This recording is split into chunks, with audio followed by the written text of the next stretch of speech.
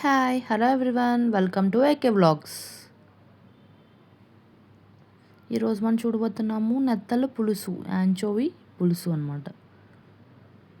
మీకు యాంచోవీ పులుసు కోసం ఇవాళ చెప్దామని వీడియో తీసానండి. మనకి ఫస్ట్ వచ్చేసి దాంట్లో ఏ ఇంగ్రీడియంట్స్ కావాలో ఏంటనేది తెలుసుకుందాము. దానికంటే ముందు మనకి ఫిష్ వాష్ చేసుకుంటే నీసు వాసన వస్తుంది అనుకుంటారు చాలామంది. నేనైతే ఫిష్ ఎలా వాష్ చేస్తానంటే కల్లుప్పు అండ్ పసుపుతో వాష్ చేస్తానండి. మనకి నీచు వాసన అనేది రాదనమాట.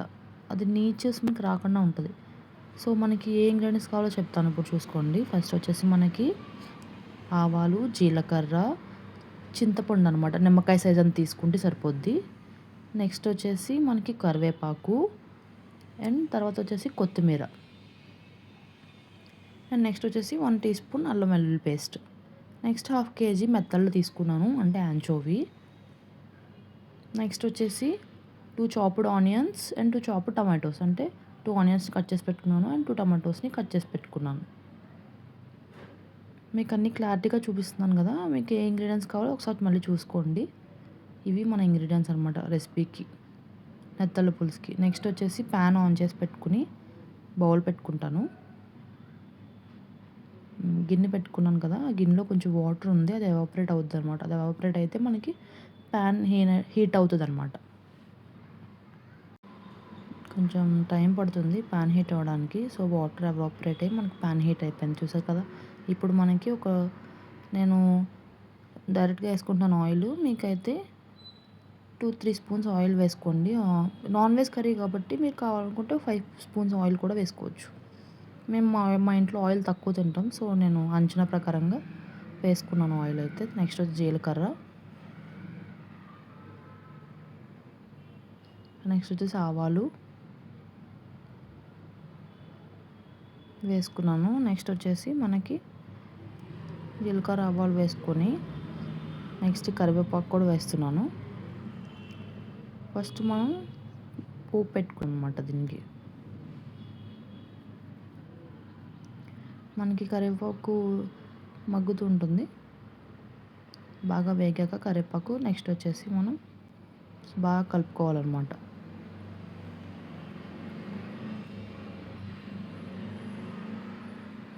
నెక్స్ట్ ఆనియన్స్ యాడ్ చేసుకున్నాను. నేను 2 చాప్డ్ ఆనియన్స్ అని చెప్పాను కదా, 2 కట్ చేసి పెట్టిన ఆనియన్స్ని మనం ఫస్ట్ మగ్గించుకోవాలన్నమాట. ఆనియన్స్ బాగా మగ్గాయి అనుకోండి, మనకి కొంచెం డార్క్ పింకిష్ కలర్లోకి వస్తాయి. మనకి ఆనియన్స్ బాగా మగ్గుతాయి అన్నమాట. దీంట్లో కూడా మీకు ఒక టిప్ చెప్తాను. ఏంటంటే మనకి ఆనియన్స్ బాగా మగ్గాలంటే సాల్ట్ వేసుకోండి ముందు. ఆనియన్స్ వేసాక సాల్ట్ వేసుకుంటే మనకి ఆనియన్స్ బాగా మగ్గిపోతాయండి. సో ఆనియన్స్ వేసాక నేను ఇలా కలుపుకుంటున్నాను. అలా సపరేట్ చేసుకుని పెట్టుకున్నా కూడా మనకు ఆనియన్స్ బాగా మగ్గిపోతాయి.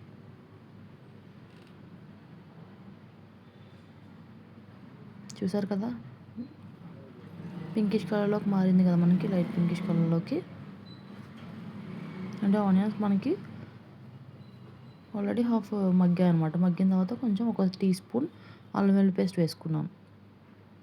మనకి ఇలా ఆనియన్స్లో అల్లం వెల్లుల్లి పేస్ట్ వేసుకుంటే ఆ మసాలా ఫ్లేవర్ అంతా ఆనియన్స్కి పట్టి కర్రీకి టేస్ట్ వస్తుందన్నమాట. చూడండి అలా కలుపుకున్నాను వేసుకున్న తర్వాత. అంటే మనకి పచ్చివాసన పోయేంత వరకు కలిపేసి పెట్టుకోవాలన్నమాట.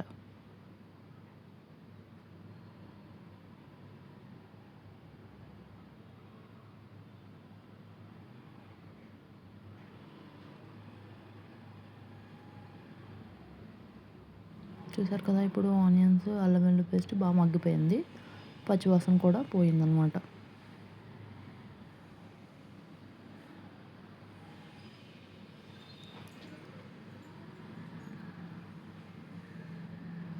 దీని తర్వాత మనం చాప్ చేసి పెట్టిన టమాటోస్ వేసుకుంటున్నాము. 2 టమాటాలని నేను కోసి ఉంచుకున్నాను. ఆ టమాటాలు ఇప్పుడు ముక్కలు కింద చేస్తున్నాను కదా, ఆ ముక్కలు దీంట్లో వేసుకున్నాను అనమాట. టమాటా ముక్కలు. టమాటా మనకి మగ్గాలంటే మూత పెట్టుకున్నాం అనుకోండి బాగా మగ్గిపోతుంది. సో ఇంకా మూత పెట్టుకుని తీసాను కదా, టమాటా మనకు మగ్గింది. అలా చిన్న సైజుగా అంటే చిన్నగా కట్ చేసి చూసుకున్నామంటే ముక్క మెత్తగా ఉంటే మనకు టమాటా మగ్గిపోయినట్టు అనమాట. అంటే మీకు తెలియదని కాదు, నా వంటలో ఇది విధానం అని మీకు చెప్తున్నాను అంతే.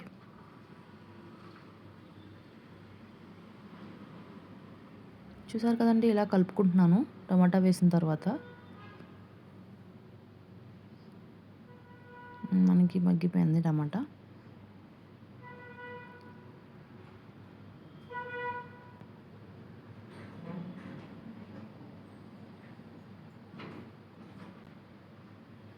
తర్వాత పసుపు, 1 టీ స్పూన్ పసుపు వేసుకున్నాను. ఇందాక చెప్పడం మర్చిపోయానండి మీకు, ఎలాగా పసుపు, ఉప్పు, కారం అంతా కామనే కదా, అది చెప్పలేదు. సో నెక్స్ట్ పసుపు, ఉప్పు, కారం వేసుకుంటానన్నమాట ఈ ఉల్లిపాయ అండ్ టమాటాలో. ఉప్పు అయితే మీకు తగినంత వేసుకోండి మీ రుచి ప్రకారంగా.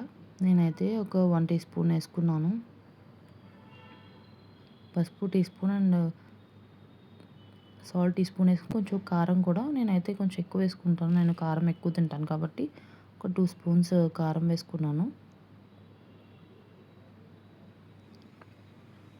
అంటే మీకు 3 స్పూన్స్ వేసినట్టు కనిపిస్తుంది అక్కడ, కాదు, ఒక 2 స్పూన్ హాఫ్ వేసుకున్నాను అనమాట అలా కారం నేను. ఇప్పుడు ఈ కారం, పసుపు అండ్ ఉప్పుతో మగ్గించుకుంటాను అనమాట వీటిని. ఎందుకు ఉప్పు, కారం, పసుపు ముందేసానంటే మనకి చేపలు వేసినప్పుడు కదిపితే మనకి చేపలు విరిగిపోతాయండి. చిన్న చేపలు కదా, కొంచెం బాగా డెలికేట్గా ఉంటాయి అవి.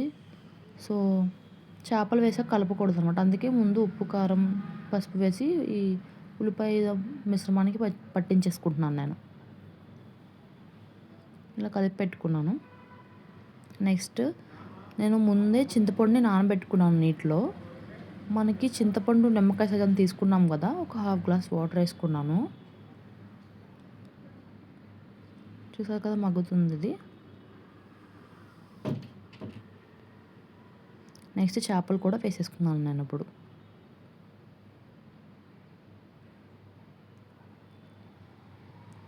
చేపల్ని మనం గరిటె పెట్టకూడదండి, గుర్తుపెట్టుకోండి, గరిటె పెట్టకూడదు.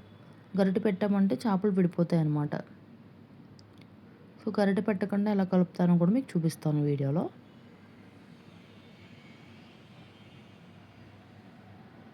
చూసారు కదా, అలా మనం అలా పైనుంచి కింద వరకు కుదుపుకోవాలన్నమాట. అలా కుదిపామనుకోండి చేపలతో పాటు ఆ గ్రేవీ కూడా మనకి కలుస్తుంది. సో ఉప్పు, కారం కూడా చేపలకు పడుతుంది అన్నమాట మనకి. ఇలా కలుపుకొని మనం స్టవ్ మీద పెట్టేసుకోవాలి. మూత పెట్టామనుకోండి చేపలు మగ్గుతాయి అన్నమాట ఆ గ్రేవీలో. అలా మూత పెట్టుకుని నేను ఒక 20 మినిట్స్ ఉంచుకున్నాను. తర్వాత ఓపెన్ చేసి చూసాను, చేపలు మనకి బాగా మగ్గిపోయాయి, అంటే ఉడికిపోయాయి అన్నమాట. చూస్తున్నారు కదా. నెక్స్ట్ చింతపండు రసం వేసుకున్నాను. అంటే చింతపండు గుజ్జు తీసుకున్నాను నేను. ఒక 2 టైమ్స్ ప్యూర్ గుజ్జుని వేసుకుంటాను, అంటే చిక్కగా వచ్చిన గుజ్జుని వేసుకుంటాను అనమాట చింతపండుది.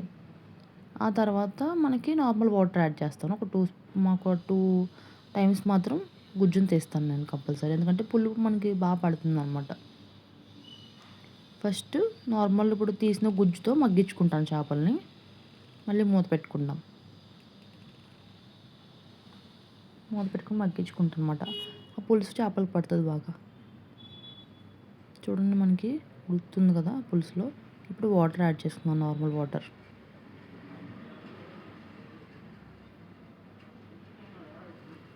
ఇలా నార్మల్ వాటర్ యాడ్ చేసుకొని మనం బాగా మీడియంలో పెట్టి మగ్గించుకున్నాం అనుకోండి, పులుపు అది కూడా మనకి చేపలకి పట్టి కర్రీ టేస్ట్ బాగుంటుంది యాక్చువల్గా.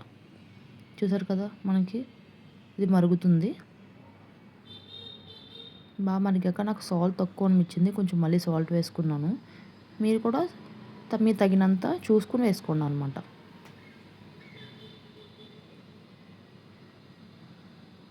మనకి బాగా మగ్గింది. మనకి ఇదేంటంటే ఆయిల్ పైకి తేలేంత వరకు మగ్గించుకుంటే మన కర్రీ అనేది చివరి స్థాయికి వచ్చేస్తుంది అనమాట.